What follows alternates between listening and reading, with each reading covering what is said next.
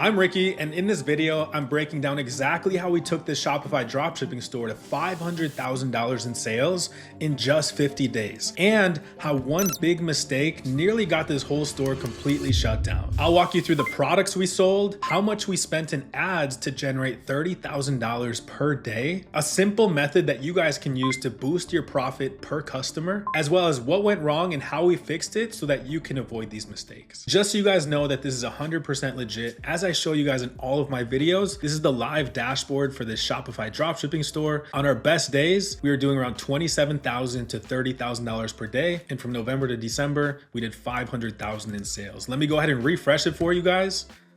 And there you go. So now that you guys saw the dashboard, let's go ahead and break down this Shopify store. The product that we were selling was actually a perfect gift for moms. And how we knew that was because this was a product that we had initially tested back in Mother's Day.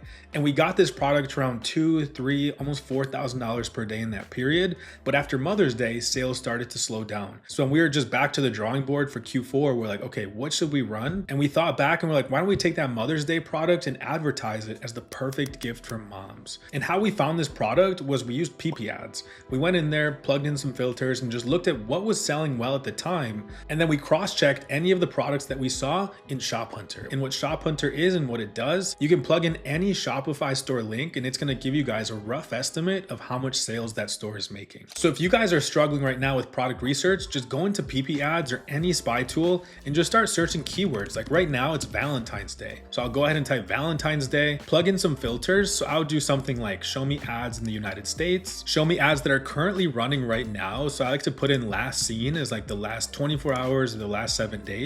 And then there's a bunch of other filters, show me things that are running on Facebook or TikTok. It's just an all-around great tool to see products that are making money or being advertised right now. So once you plugged in some filters, all you would do is just click around on some of these products. If they catch your attention, I would take their store URL, then I would go to ShopHunter. So this is what ShopHunter looks like. I would click track shop, I would paste that URL in ShopHunter, and then I would get an idea of like, hey, how much is this store making? And you can see that this store is making $300,000 per month, which is just an estimate. But you guys can see that they're starting to scale up because, as we know, Valentine's Day is coming and these are some of their best-selling products. And that's the exact process that we went through when we decided on this product that went on to do $500,000 in just 50 days. So now that you guys have an idea of the product that we sold, a gift for moms that we were getting for $10 and selling it for $50. Now let's talk about the secret to being profitable with dropshipping, because a lot of people get this wrong and they think, hey, if I just sell one product to one customer and that's it, I'm gonna make thousands and thousands of dollars. And you can do it,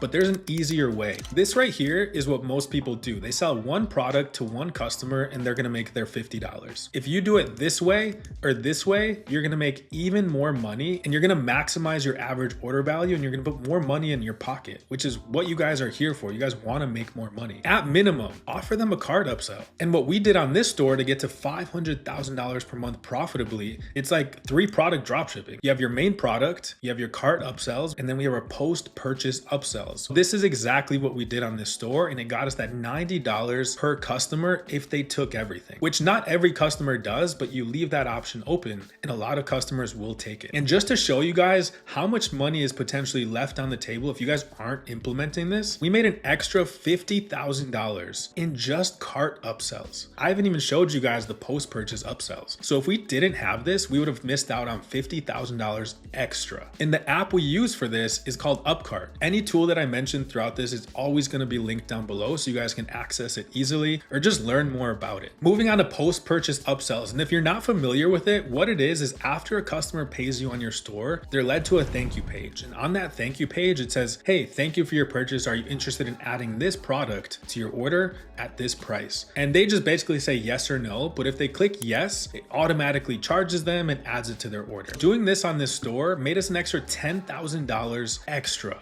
So not only did we make $50,000 in the cart, we made another $10,000 on the back end, just offering customers an extra add-on product. The app that I use for this is called Aftersell. You click like 2 buttons and your whole funnel is set up. So you have to get creative and ask yourself, what can I offer my customers at a fraction of the price that they would want or be interested in? At scale to fulfill our orders, we're actually using a private supplier, but I can't recommend them to you guys because in a second, I'm gonna tell you guys that they're the reason why we had to scale back. But if you're a complete beginner, don't stress about finding a private supplier, anything like that, use Zendrop. They're the best supplier for any beginner. They make it extremely easy to plug into your Shopify store. You can personalize a thank you card and put it in all of your packages. They have automated fulfillment, so you don't have to manually fulfill anything. As soon as you get an order, Zendrop's notified and they start working on it. They're gonna make your life easier so you guys can just focus on advertising and just acquiring customers. Moving on to the website, keep it extremely simple. Look at your top 2 to 3 competitors and ask yourselves, what colors are they using? What do their logos look like? And just mimic what they're doing and just take pieces from all of them and make it your own.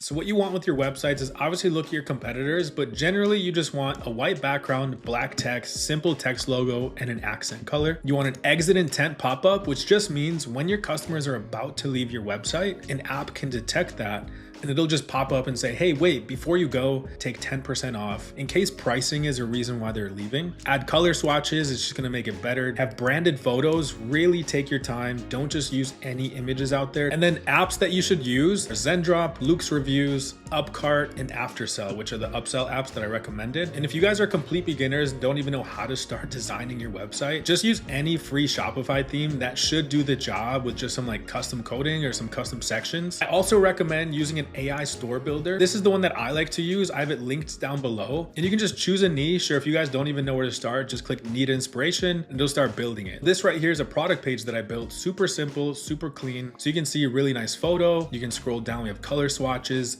urgency here, 18 people have this in their cart, a testimonial, and then as you scroll down, you can see all of these different sections that just make it feel premium. Here's another example of a product page. So if you guys are stuck, just use the store builder. It's gonna give you guys cool sections like this and just make it feel branded, which is what you guys wanna do. And it has comparison charts, these percentages, everything you guys need to have a high converting store. Moving on to advertising. So for this store at scale, we were just using Facebook ads and just a little bit of Google ads. It was maybe 90% Facebook, another 10 on Google. These are more advanced terms if you're a complete beginner, but at scale, we are doing mostly lookalike CBOs. Any kind of purchase intent, we are setting up lookalikes for it. So we are doing add to cart lookalikes, checkout initiated lookalikes, purchase lookalikes, and then just a couple other events. We figured out who our main buyers were, and we were even running some campaigns directly with that age, directly with that demographic. Every strategy when it comes to advertising, it works. Broad targeting, interest targeting, ABO, CBO, all of these different things, it's just very dependent on your product and who your target audience is. The only true thing that matters is your creative and making sure that you have a system to constantly bring in new videos, new photos, things that are gonna keep your customers engaged, because that's what the algorithm wants today. So why did we go from $30,000 per day back down to around $2,000 per day? Our supplier told us the wrong last day to ship